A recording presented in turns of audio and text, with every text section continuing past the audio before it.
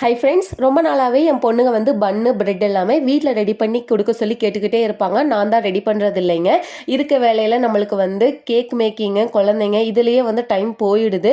So பன்னு bread எல்லாம் எதுக்கு நம்ம ரெடி பண்ணிட்டு அப்படிங்கிற மாதிரி நானும் லூஸில் விட்டுறது. ஸோ எனக்கே தோணுச்சு, நம்ம ஒன்ஸ் ரெடி பண்ணி தான் பார்ப்போமே, எப்படி தான் வருதுன்னு பார்ப்போமேன்னு சொல்லி தான் ட்ரை பண்ணேன். இதான் ஃபஸ்ட்டு டைம் ட்ரை பண்ணேங்க.